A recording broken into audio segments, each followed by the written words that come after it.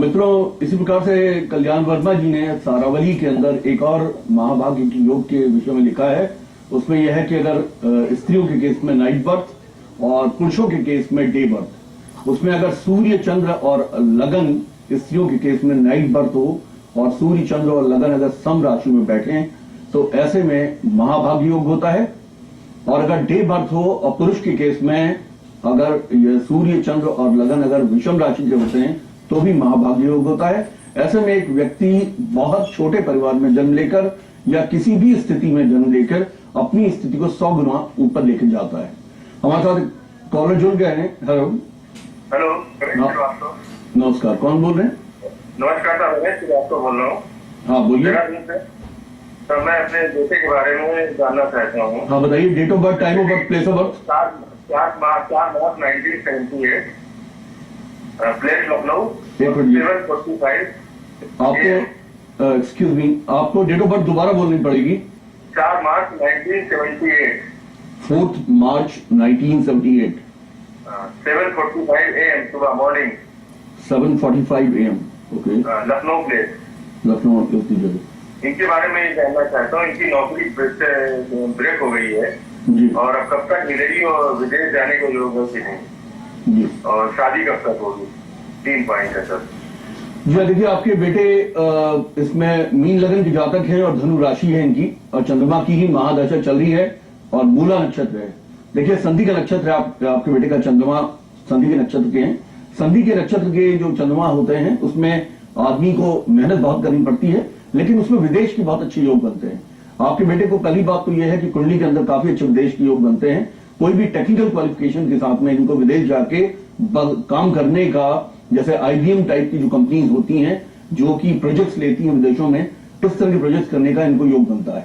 या इस तरह की कंपनियों में ऐसे नौकरियों में इनको विदेश जाने का योग बनता है जो कि ट्रांसनेशनल है और जिसकी डिफरेंट कंट्रीज में ब्रांचेस हैं, क्योंकि इनको विदेश में काफी जगहों पर घूमने का, वर्क करने का योग बनता है। यूरोप के अलावा इनको अमेरिका वगैरह भी जाने का बनता है। इस समय इनकी जो दशा चल रही है वो चंद्रमा की है। जो चंद्रमा में इनका केतु चल रहा है, और केतु इनका ब्रेक इसलिए कराता है क्योंकि पंचम और नवम पे दृष्टि रखता है, दसम भाव से, जो कि अष्टम और द्वादश पड़ जाते हैं। और अभी इनको शुक्र का अंतर आने वाला है। शुक्र एक फंक्शनल मेलेफिक होते हुए भी नौकरी दिलाने में सक्षम है, क्योंकि वो एक विपरीत राजयोग उनकी कुंडली बनाता है। और शुक्र इनका 22 मई 2012 से शुरू होता है, लेकिन जो रिजल्ट विपरीत राजयोग में मिलते हैं वो मिडिल ऑफ द दशा मिलते हैं। मिडिल ऑफ द दशा इनकी शुरू होती है अक्टूबर के करीब।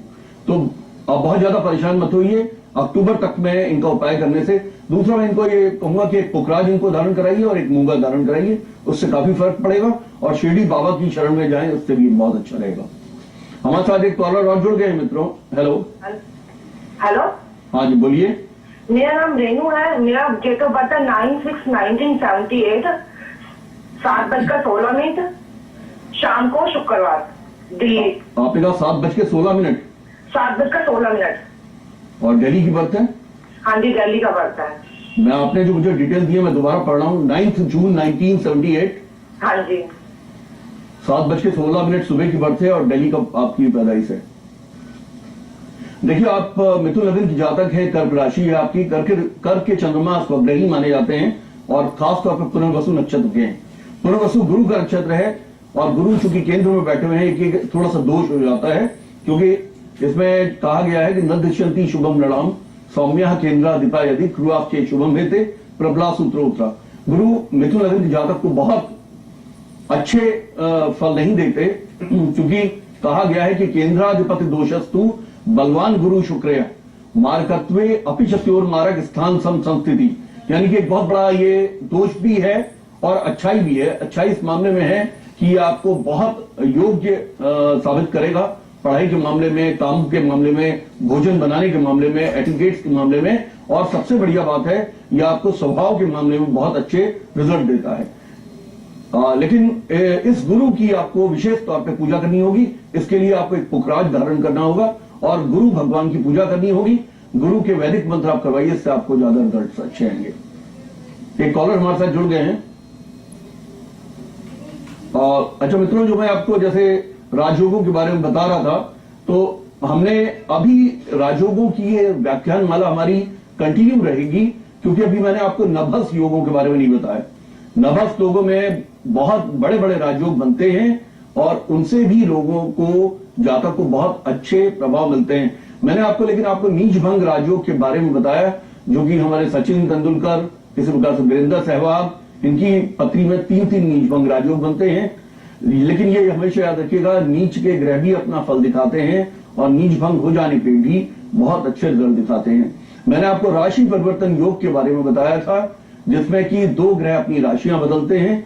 इसी प्रकार का एक योग बनता है जब कभी 2 ग्रह के नक्षत्र आपस में परिवर्तन लेते हैं तो भी ये बहुत बड़ा राजयोग बनता है। लेकिन ये व्याख्यानमाला हमारी 3 दिन कम से कम कंटिन्यू करेगी, क्योंकि बहुत बड़े बड़े राजयोग अभी और हैं जो कि पत्री में मिलने पे विपरीत में जाके बहुत अच्छे रिजल्ट देते हैं।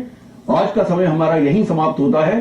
कल मेरे मित्र श्री सुनील वशिष्ठ जी आपसे मुलाकात करेंगे और मैं अगले दिन आके इसको व्याख्यानमाला को कंटिन्यू करूंगा। धन्यवाद। गुरु श्री M.K. भंडारी जी से एस्ट्रोलॉजी